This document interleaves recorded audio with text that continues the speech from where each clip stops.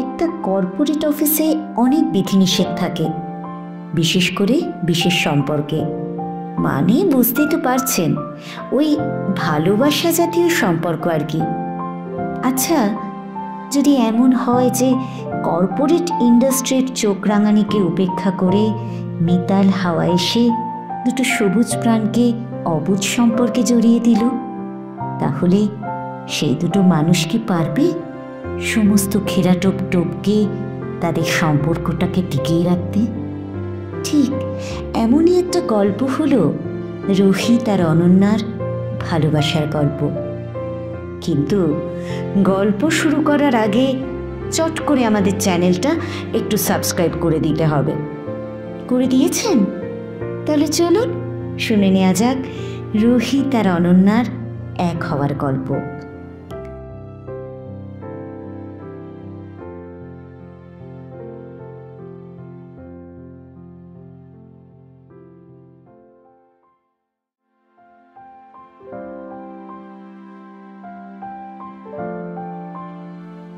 রোহিত একটি নামী কর্পোরেট অফিসে কাজ করে কলকাতার সল্টলেকে। সদ্য MBA শেষ করে জয়েন করেছে অরিজিন ইনফোটেক নামের একটি IT কোম্পানিতে। বয়স 26, চোখে স্বপ্ন আর মনে এক রাশ দায়িত্ববোধ। সকালে ঠিক 9:30 সে ডেস্কে বসে পড়ে। লাঞ্চ ব্রেকেও কাজ শেষ করার তাড়াহুড়ো। জীবনটা যেন একঘেয়ে ক্যালেন্ডারের মতো চলছিল। কিন্তু সব কিছু বদলে গেল এক সোমবার সকালে, যখন অফিসে যোগ দিল নতুন হায়ার অনন্যা।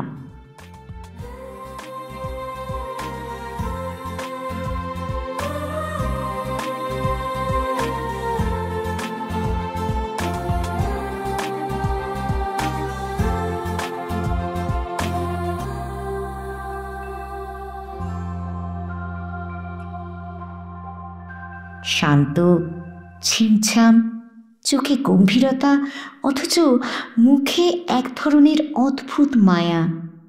প্রথম দেখাতেই রোহিত লক্ষ্য করেছিল মেয়েটি নতুন হলেও আত্মবিশ্বাসে পরিপূর্ণ।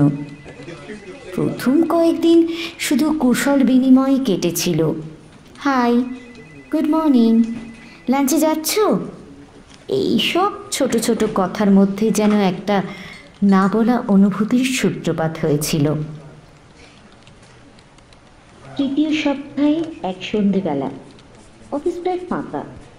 রোহিতের সিস্টেমে আচমকা সফটওয়্যার ক্র্যাশ করে।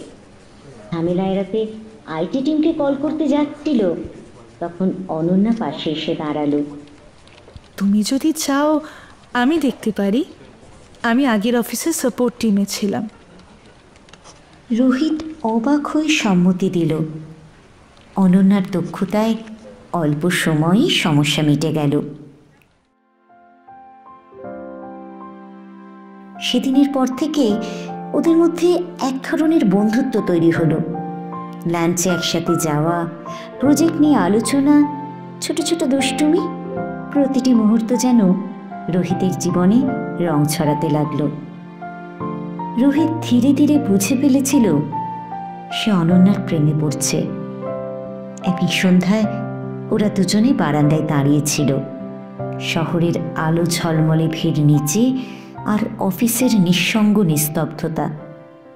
রোহিত হঠাৎ বলল, তুমি কি কখনো ভেবেছ অফিসের মধ্যে প্রেম হওয়া ঠিক কি না?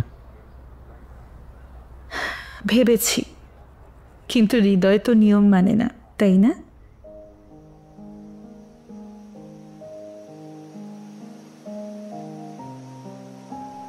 রোহিতের বুকের ভেতরটা ধ্বনিতে কেঁপে উঠেছিল, কিন্তু সে আর কিছু বলেনি। শুধু দুজনেই জানতো কিছু একটা বদলেছে ওদের মধ্যে। পরের দিনগুলোতে রোহিত সকালে উঠে অফিসে যেতে উৎসাহ পেত। অনন্যা ছিল তার দিনের রোদ্দুর, ক্লান্ত বিকেলের নরম বাতাস। একদিন শুক্রবার বিকেলে ওরা দুজনে কফি নিতে ক্যান্টিনে গিয়েছিল। কথার ফাঁকে রোহিত বলল,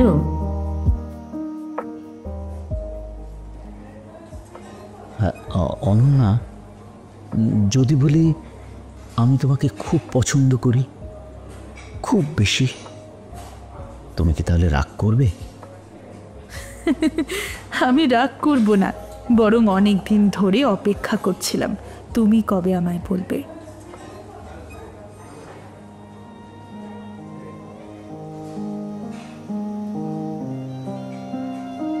ওদের সম্পর্ক তখন থেকেই পরিণতির পথে এগোলো। অফিসের কাজের মাঝে ছোট ছোট মেসেজ, মিটিংয়ের ফাঁকে চোখাচোখি, উইকেন্ড প্ল্যান, সব যেন এক স্বপ্নের মতো। সবই ভালো চলছিল, কিন্তু কর্পোরেট জীবনে ব্যক্তিগত সম্পর্ক সহজে গৃহীত হয় না। একদিন HR থেকে ওদের ডাকা হলো।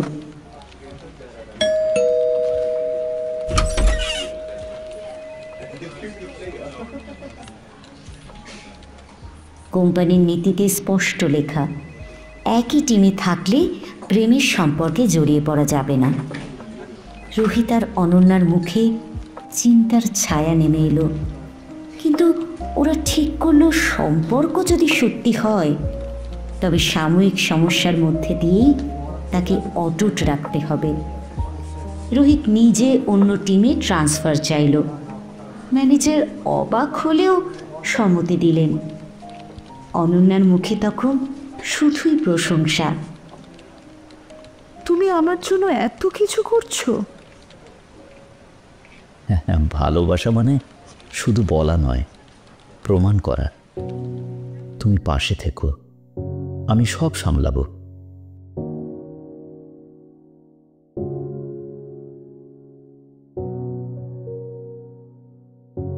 ছয় মাস পর অফিসের এক রিট্রিট ট্যুরে ওরা পাহাড়ে গিয়েছিল, দার্জিলিং। স্নিগ্ধ হাওয়া, কুয়াশা আর বৃষ্টির ফোঁটায় ভেজা গাছপালার মধ্যে এক সকালে রোহিত হোটেলের ব্যালকনিতে দাঁড়িয়ে অনন্যাকে বলল,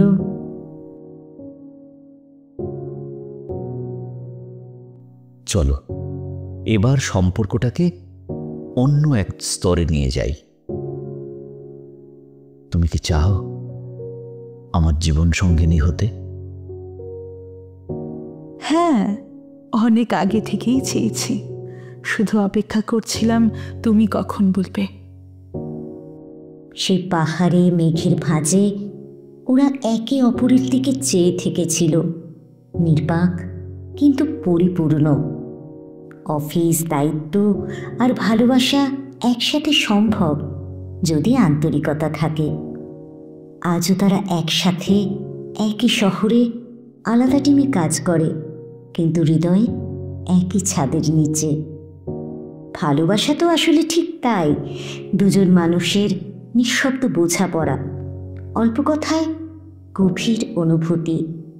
আর সেই ভালোবাসা যদি গড়ে ওঠে কর্মস্থলের মতো কঠোর জায়গায়, তবে তা হয় আরও দৃঢ়, আরও সত্য।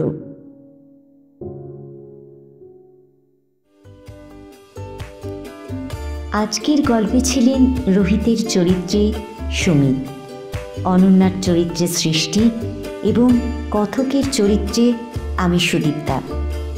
সাউন্ড ও স্পেশাল এফেক্টসে সাবিবুর রহমান, পর্ব পরিচালনা ও ধ্বনি পরিচালনায় তনিমা সাহা।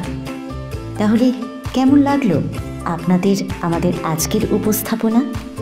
গল্পটি ভালো লাগলে একটা লাইক, কমেন্ট এবং প্রিয়জনদের কাছে গল্পটি শেয়ার করে দেবেন, কেমন?